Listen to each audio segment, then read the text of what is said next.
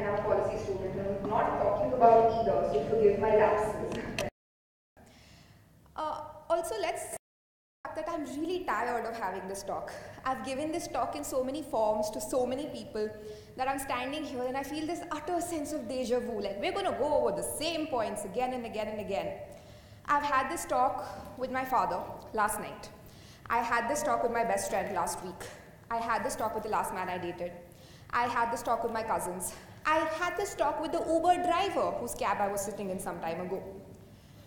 So, every time I stand here and I talk about this, I'm just like, oh God, not again. But here I am on my crusade to recruit men into the cause of gender equality. I am here to talk to you about the big F word, feminism. Now, Albert Einstein once said that the definition of insanity is doing something again and again and again and expecting a different result.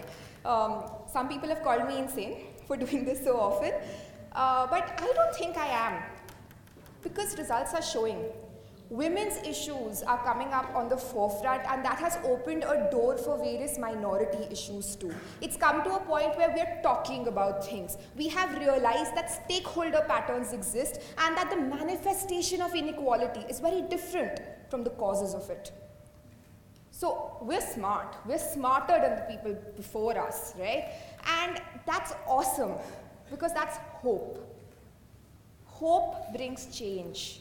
Hope brings ability. Hope brings ability to impact. Hope brings ability to think of a better future. And today, I'm talking about a bit more of hope. The hope that men actively join feminism. So why would I want men to actively contribute to a movement that has been identified as women taking space and men ceding it? Why would men want to do that? So that's what we're going to be doing here today.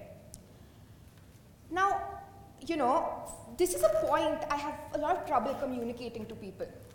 Men say, oh, gender equality means women get rights. That's right. They say, oh, feminism is all about women because it has the word feminine. That's right to an extent. But what men don't realize is that feminism is not men versus women. It's not like, man versus wild woman. It is us versus the patriarchy. Now the big P word, like this is my trigger word. Like I hear the word patriarchy and I'm just like, I don't like it.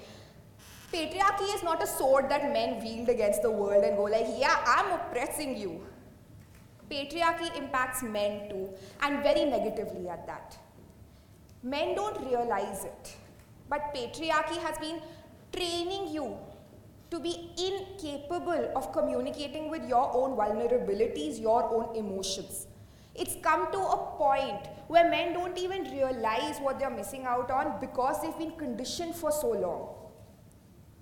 Now, what kind of conditioning are we talking about?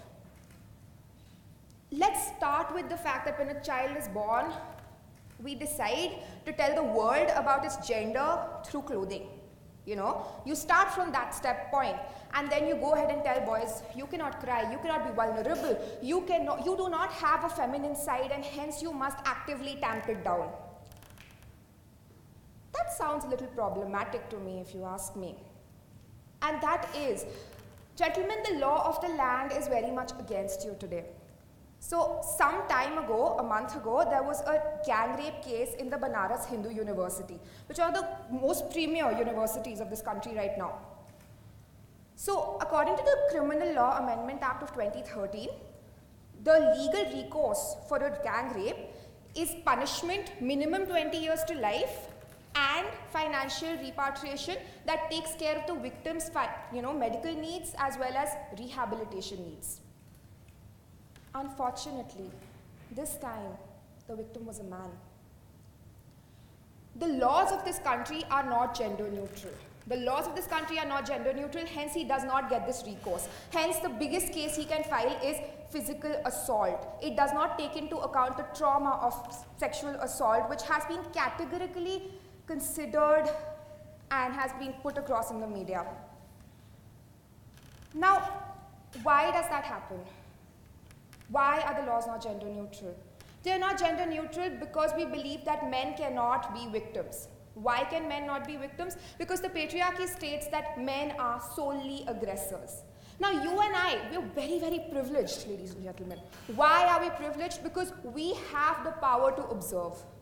We have the capability to observe. We have the capability to distill those observations into something concrete. When I talk to you here, I do not just talk to students and teachers. I talk to policymakers, educationists, people in the media, people who will go into literature. I talk to people who change perceptions. You understand what's happening, right? You understand that these stakeholder patterns exist. Hence, it's your duty to take them forward, to push them forward, and to create a sense of education amongst people. Now, you know, in 2014, there was a world survey. The world survey was on suicide rates. India has the largest number of suicides in the world. In 2015, the same data was dug up a little deeper, and 21% of those suicides were men who were sole bread earners. We've trained our men very, very well. We've trained them to be quiet and to take everything that they can. We've trained them to believe that they are not vulnerable. We've trained them well enough that they literally die before they get a chance to speak. So why, this is a form of oppression, right? Like this is very active oppression. Why do we not consider it so? Is it because it doesn't look like oppression? Is it because, you know, we look at things at face value and say, of course, a man can't be oppressed? Is it because it's difficult to shake status quo up? You know what, I think it's the problem that once you start questioning something as basic as this, you're going to open up a Pandora's box of questions, and you're going to have to actively look at the repercussions of what's been happening. You know, what are the most interesting side effects of feminism? This was a study done in Wisconsin recently, and it shows that men who live in a feminist-powered environment have shown a steady increase in their happiness. Now, before you say that, okay, that means feminist women aren't happy, feminist women have actively ranked higher on the happiness index since 2012 when the research has started being conducted. Feminism literally means that people are generally happier because people are now exploring new things. They're trying out new things. They are not fettered by antiquated gender roles. They're not fettered by expectations. Feminism, at its very crux, is about ability. It's about giving choice to people and the ability to create good, wise choices. This is an education unto itself. Learning how to involve feminism in your life is an education you give to yourself. You know, the facts are very simple. Feminism looks at men as stakeholders. Feminism does not look at men only as the allies. It looks at them as active beneficiaries of the entire movement. We believe that men are beyond their base abilities. We believe that men are beyond their, you know, caveman-like macho masculinity that has been so toxic to them over so many years. We believe that men can be vulnerable. We believe that men can be broken. By accepting that a man has feelings that can be hurt, by accepting that systematic degradation of men occurs too, we are opening up doors to healing. No world order can change until it's shaken and broken. No seed can germinate until it cracks open a little and it allows water and sunshine to pour in. It's not an easy thing to do, you know. When you look at changing a status quo that has supported you for so long in ways that are very obvious, we understand the fear. Which is why it's not about you just ceding space in public matters. It's also about you entering the private sphere. We don't ask you to simply leave power out. We ask you to share it.